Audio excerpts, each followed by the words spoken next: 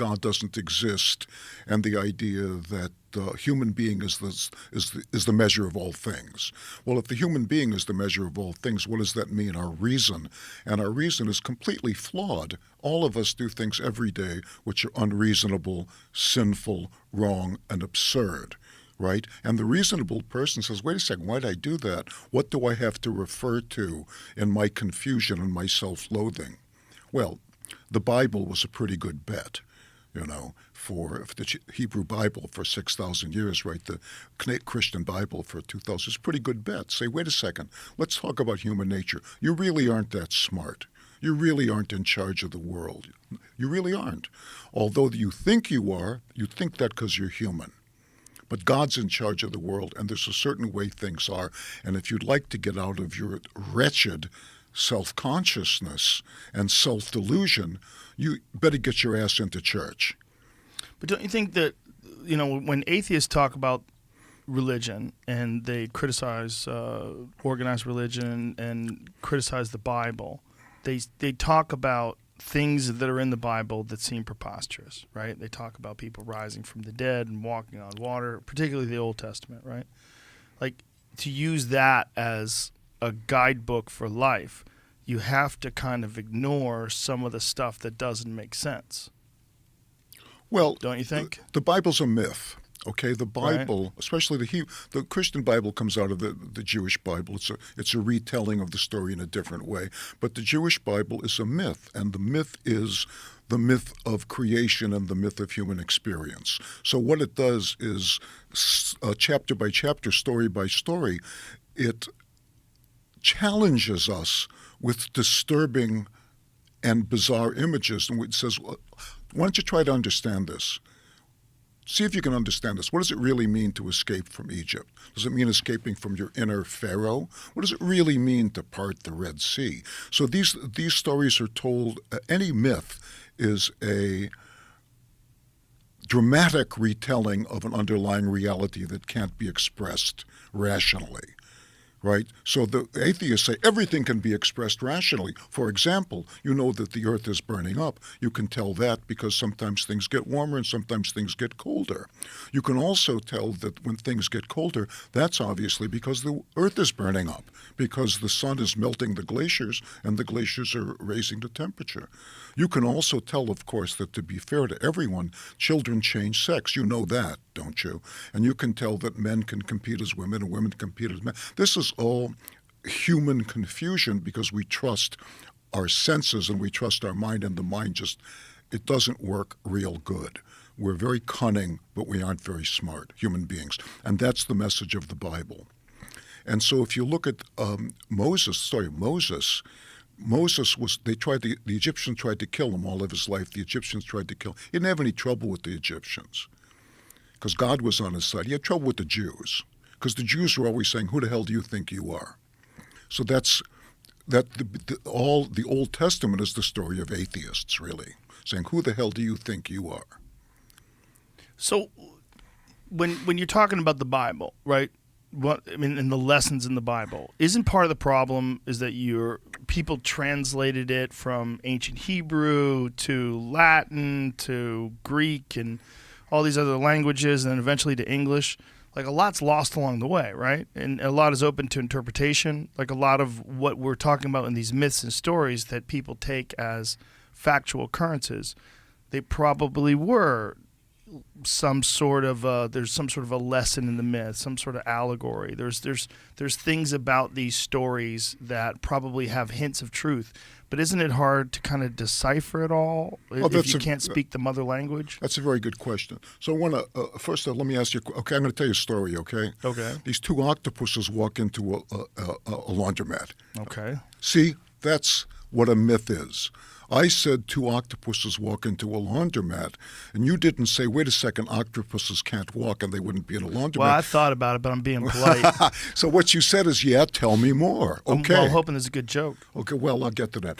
But it's the same thing with the Bible is really two octopuses walk into a laundromat. So I'm going to tell you a story. I want you to suspend your disbelief because there's something in this story you might get a kick out of. Mm-hmm. There might be some wisdom in it. There might, yes and might no. But if you listen as you would to a story, which the Bible is, it's a myth, rather than to a factual retelling, you might get a kick out of it. Now, as far as a translation goes, I can read the Bible in Hebrew. I started learning when I was 40. It's easy language. And there are a lot of mistranslations.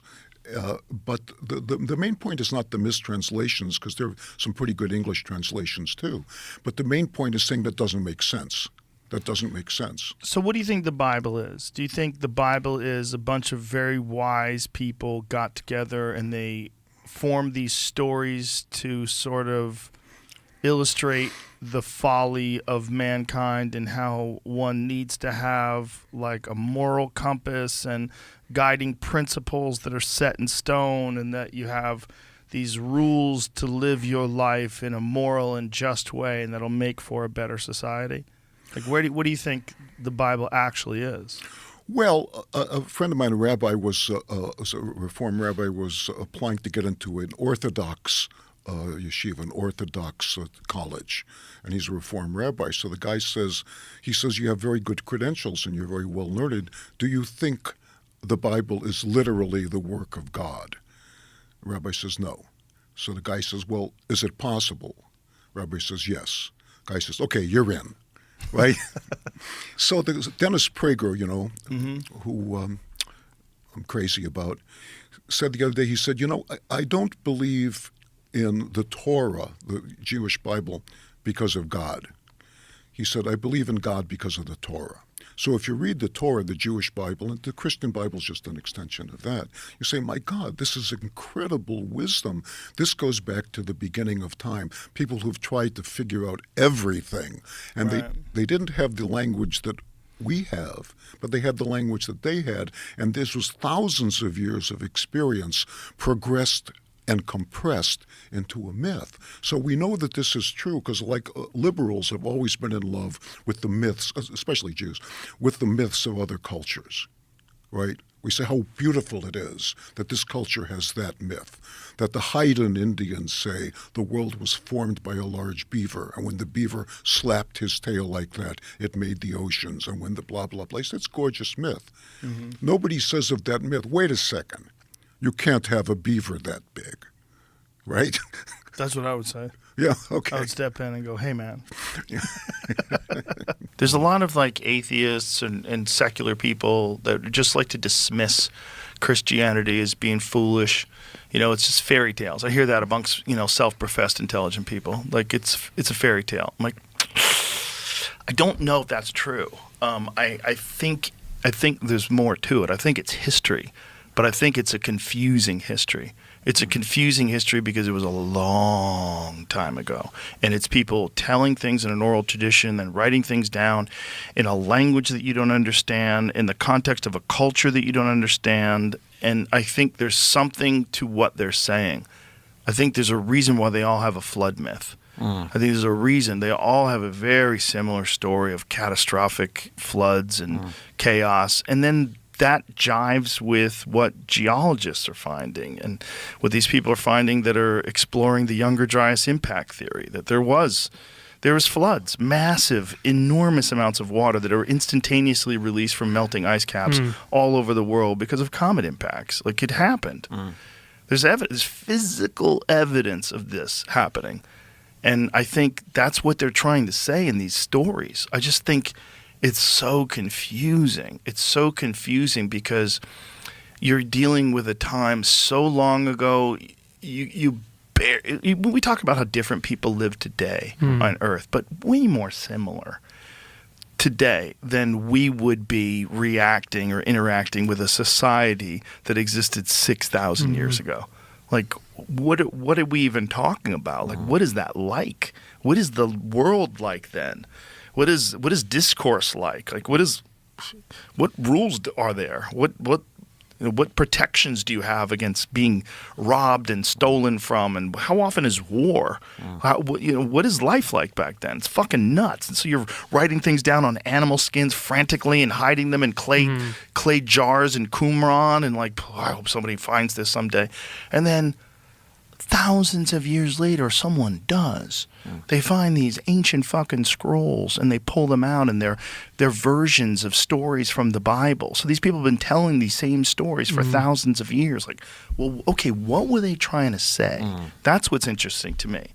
I don't think it's nothing. No. I think there's something to it, and there's a reason why it resonates with people. And Christianity in particular is the most fascinating to me, because there's this one person that everybody agrees existed that somehow or another had the best plan for how human beings should interact with each other and behave, and was the best example of it, and even died in a non-violent way. Like, it didn't even protest, died on the cross, supposedly for our sins. Like, it's a fascinating story.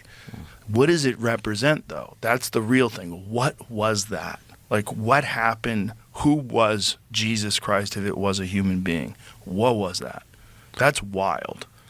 Well, Jordan's idea, as I understand it, is that the point of the story, if you like, is it's about voluntary self-sacrifice. It's about the fact that to have a good society, people have to be willing to sacrifice something of themselves for others. And that's what Jesus is, and that story is supposed to inspire in all of us. Right, but it's a historical human being too, though. Yeah. It's a historically documented human being. That's where it gets weird, because there's a universal depiction of what this human being was like that doesn't seem to vary that much between all the people that knew him. That gets weird. You know, if you go to Jerusalem, you can go to the Garden of the Gethsemane.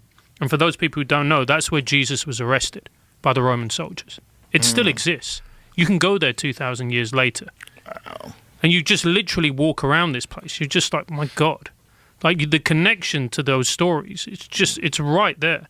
And also, I think the lessons that you learn from going to church are incredibly profound. Something as simple, so I was raised Catholic, as, you know, they'd say, peace be upon you, towards the end. Let's show each other a sign of peace. Yeah. And you literally shake hands with the person next to you. Right. You don't know this person, you may have never met them, but you shake hands with the person behind, in front, and whatever else. Yeah. What an incredibly profound gesture that is. Just to shake hands with someone. And all your anger and all your resentment and everything you feel, which is natural, and jealousy, and but you make a literal physical connection with another human being. That is so powerful. Yeah. And if you don't have something to believe in, there's not a thing that you follow that you believe is making you be a better version of yourself, be a better person. If you're just relying on your whims and your, whatever you think is the moral thing to do, then you know what you get? You get those people that are unable to answer the question of whether or not you should protect an unborn fetus or whether or not they have human rights. No, they don't. And they just, and they just, like, that's what you get. That's what you get when you have no religion. Yeah. If you have religion, you go, wow, that's a good question. That's a very good question. And it's also as well, when we look at the New Atheist movement, and that's something that I really followed, Dawkins and all these kind of people who pointed out the ridiculousness of certain religions, etc., etc. And then we don't need religion. I think that's fundamentally inaccurate. I think human beings need religion. I don't know if you need it, but it definitely can help. But I think societies need it. Yeah. But I just think it's silly to dismiss all these stories as being useless. Totally. I think they were trying to say something. Right. And I don't know what that something is, but the deeper you dive into it, the more interesting it gets. Yeah. Well, last time we had Richard on the show, if you remember, we kind of pushed him on this. Yeah. And his as far as we could get is he was like, well, maybe it's a story that's useful, but it's still not true. And I'm going, well, if it's useful, maybe we should hang on to it for a little bit. Do we want to throw away something that's useful because we're so fixated on literal truth when this is perhaps a metaphor for something, right? Yeah. Perhaps. Yeah. So yeah, I've kind of moved on that. I was, I used to love all that New Atheist stuff. But. Me too. But a lot of those guys fell apart. And all those guys get real persnickety. They don't seem very enlightened. They don't seem like they're at peace, which is interesting, because that's the true Christians that I've met. And I've met some like legitimate, like very charitable, kind Christians. they're some of the happiest and kindest people I've ever met. And that's borne out in the statistics as well. Yeah. If categories dissolve, especially fundamental ones, the culture is dissolving because the culture is a structure of category. That's what it is. Right. So, and in fact, culture is a structure of category that we all share. So we see things the same way. Well, that's why we can talk. I mean, not exactly the same way, because then we'd have nothing to talk about. But roughly speaking, we have a bedrock of agreement. That's the Bible, by the way.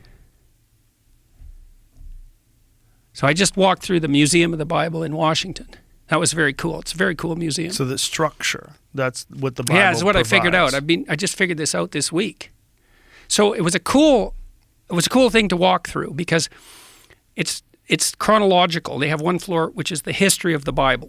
But it's not exactly that. It's really what it is the history of the book.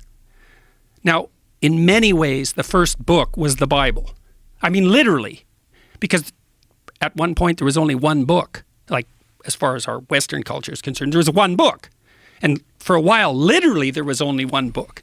And that book was the Bible. And then before it was the Bible, it was, it was scrolls and it was writings on papyrus. But we were starting to aggregate written text together. And it went through all sorts of technological transformations. And then it became books that everybody could buy, the book everybody could buy. And the first one of those was the Bible. And then it became all sorts of books that everybody could buy.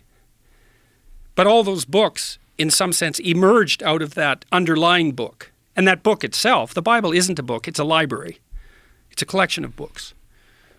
And so what I figured out was, partly because I was talking to my brother-in-law, Jim Keller, who's the world's greatest chip designer and has now designed a chip that's as powerful as the human brain, which is optimized for artificial intelligence learning, by the way. And so I talked to him about that. He said, "You heard of the internet?" I said, "Yeah, Jim, I've heard of the internet." He said, "This is way more revolutionary than that." So in any case, we were talking about meaning in text because we were talking about translation and the problem of understanding text. And Jim said, the meaning of words is coded in the relationship of the words to one another. And the postmodernists make that case, that all meaning is derived from the relationship between words. That's wrong because, well, what about rage? That's not words. And what about moving your hand? That's not words. So it's wrong, but part of it's right because the meaning we derive from the verbal domain is encoded in the relationship between words. So now then you think, well, let's think about the relationship between words. Well, some words are dependent on other words. Some ideas are dependent on other ideas. The more ideas are dependent on a given idea, the more fundamental that idea is. That's a definition of fundamental. So now imagine you have an aggregation of texts in a civilization. You say, which are the fundamental texts? And the answer is the texts upon which most other texts depend. And so you'd put Shakespeare way in there in English because so many texts are dependent on Shakespeare's literary revelations.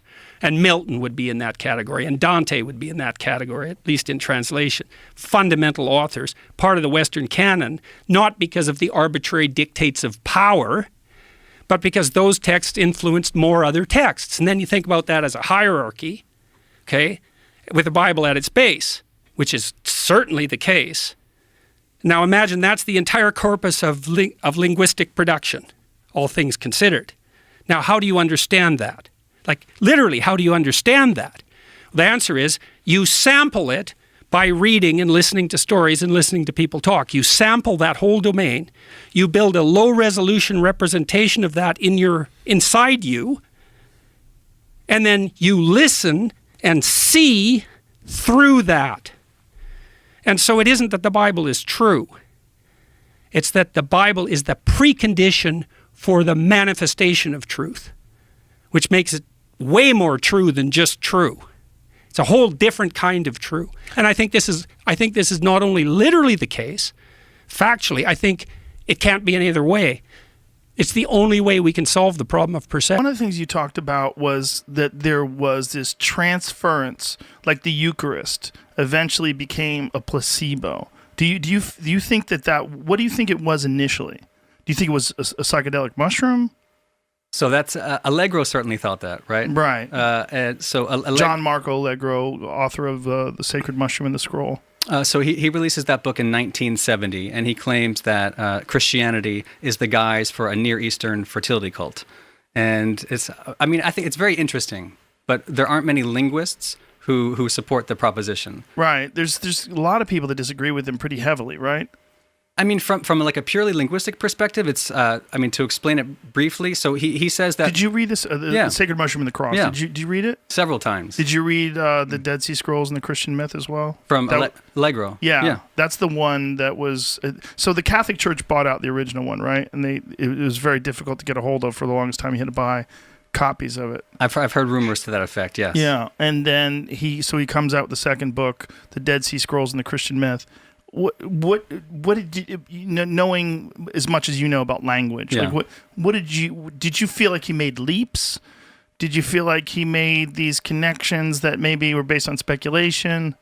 So he writes, it's pure philology, right? So it's word games and things that only linguists. I mean, I think it's incredible that people who aren't linguists can actually read that. It's really, really difficult to read Sacred Mushroom and the Cross. But the basic premise is that the New Testament, written in Greek, has this Semitic substratum. So underneath the Greek, the author, the gospel writers, and Paul are actually referring to different terms in Hebrew or Aramaic, and that these terms have in turn come from the Sumerian, which any linguist would say is a language isolate, that there is no real relationship between Sumerian and the Indo-European languages like Greek and the Semitic. So the premise of the argument is something that most linguists don't accept. However, and Carl Ruck has written the afterword to one of the editions you probably have of Sacred Mushroom and the Cross.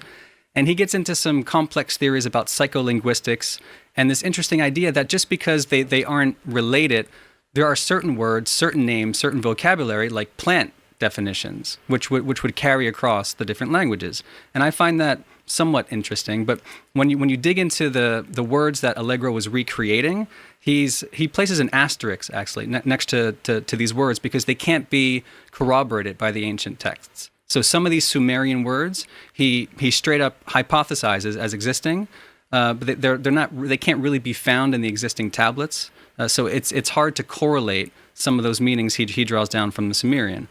But that said, he makes very interesting claims. For example, like in 1 Corinthians 22, there's this interesting line where he says about we preach Christ crucified is a skandalon for the Jews and a folly for the Greeks. And skandalon in Greek means like a bolt or a snare, like a trap. And Allegro ties it to like a tikla in Aramaic, which is like what he calls the bolt mushroom. And in Sumerian, ukushtigila. And so he's saying that Paul's actually telling the Jews that the Christ crucified is a mushroom instead of a skandalon. It's like a code word. Like the skandalon is a mushroom, and then for the Greeks, he says it's a folly, which is moira in Greek, which actually means mandrake, which is another psychedelic plant. So there's all this different wordplay going on, but it's really hard to tease out any physical forensic evidence for this stuff, which was what I went after. Was Allegro's position, if I recall correctly, that the sacred mushroom was Amanita muscaria? Yeah, that was even the cover of his book. It was a photo of Amanita muscaria. And that's where I think Allegro did amazing work, but that's one area where I have a problem with Amanita muscaria as the psychedelic of choice in early Christianity, because in shamanic cultures where Amanita muscaria is used, it's recognized that the mushroom is much more effective after it's been passed through a human body, or indeed through the body of a reindeer, and emerged in urine. And so those shamanistic cultures of Siberia use Amanita muscaria by drinking it in the urine of a shaman who has previously consumed the mushroom. And I don't see a lot of evidence for that in early Christianity. And it's why I like the work that Brian has done, looking at the really hard evidence for psychedelics in early Christianity, which are not in this case Amanita muscaria, if I'm correct, Brian. Isn't the speculation about Amanita muscaria that it's seasonable? It's seasonal, It's also genetically variable. Like there's different species of, like, much like different fruits taste differently. There's different versions of the Amanita muscaria that have more psychedelic compounds in them, and then there's all sorts of ways of preparing them that we've completely lost. Am I getting this wrong? 'Cause I've only had one Amanita muscaria experience, and it wasn't very convincing. Yeah, and this is often the case, but I'm told, I've not had the experience myself, but I'm told that if you can bear the idea of drinking the shaman's urine after he or she has consumed the Amanita muscaria, you will have a really powerful journey. Yeah, but you don't want a shaman just laughing hysterically after you drink his urine. Yes, absolutely. Like, the joke's on you, stupid. Yeah. There's also so many correlations between the Amanita muscaria and Santa Claus to shamans. There's so the many colors, the red and white. Yes. Yeah. There's also the bag, the toys, the fact that they would dry them on these coniferous trees, the fact that these mushrooms have this mycorrhizal relationship with coniferous trees, where they tend to grow under pine trees, which is the tree that we use for Christmas trees. The fact that they're bright red, like a toy that is in a package waiting for a child to open it up. There's so many of these weird connections. The colors, the fact that reindeer are with Santa Claus, the fact these reindeer fly through the heavens. Yeah, I mean, and that caribou are notoriously attracted to Amanita muscaria mushrooms. In fact, people that have had psychedelic rituals and gone outside to urinate have talked about caribou knocking them over to try to get to their urine. And caribou are reindeer. They have been observed eating these things. So they have this weird relationship. All those things are together, connected in some sort of a strange way. And there's also a history of shamanic rituals being outlawed in Siberia, and the way they got around it was they would come through the chimney, which is just crazy. They would climb onto people's roofs and slide down the chimney to deliver the mushrooms. It's just another example of the way that our culture takes an ancient historical truth and completely castrates it and turns it into Santa Claus. Whereas what we're actually dealing with are profound experiences in deeply altered states of consciousness. Well, it's also, this information seems to have been lost fairly recently, because if you go back to the early 1950s and 40s and look at Christmas cards, the Christmas cards and depictions of Christmas almost always contained elves and Amanita muscaria mushrooms. The Amanita muscaria mushroom was synonymous with Christmas for some strange reason. Have you ever seen those old? Yeah, it's crazy, right? Yeah. Like, what is that? Like, it's all over the fairy tale books too. You can't avoid the Amanita. Yeah. Everywhere you look, which is why I think Allegro was also interested, writing in 1970 and studying it in the 50s and 60s. I think that's why he glommed onto the Amanita. But it's such an unconvincing mushroom. Like, the people that I know that have experienced it in terms of a psychedelic ritual, it's just, I don't know anybody who's really blown their brains out with it. No, and Gordon Wasson also thought it was the ingredient behind Soma as well. He writes a book about this in 1968, Soma, Divine Mushroom of Immortality. That was his guess too for Soma. But Wasson was experienced with psilocybin, which is so universally regarded as being effective. That's why it's so confusing. I always found that strange too, to be honest. So Wasson, I mean, to explain where this comes from, Wasson has this incredible experience with Maria Sabina in 1955 in Oaxaca, Mexico, and when he consumes we think psilocybe mexicana, and he is catapulted to the heavens, and he has this vision that he describes as the realest thing he's ever experienced. Under the influence of the psilocybin. And the thought occurs to him, he writes later in 1957 in Life magazine. He says that could it be the case that the divine mushrooms are in fact the answer behind the ancient mysteries? Which is why he then went and started looking at the Amanita, perhaps, or eventually ergot, which is where I pick up the scent. At some point in his correspondence with Albert Hoffman, they together began focusing on ergot, like we said, because it's so common and so natural, but so highly toxic too. And Albert claimed to have this experience with it, and so for years and years, after teaming up with Carl Ruck, they were convinced that ergot had to somehow be involved. I got off on a jump on your podcast the other day. he brought up the Shroud of Turin. Yeah. And I always thought that was fake. 'Cause like in the 80s. What is that, in Eddie? the Shroud, it's like the cloth that Jesus was buried in and left an image of him. And in the 80s, like 1988, they did carbon dating on it. And they go, oh, it's fake. See that?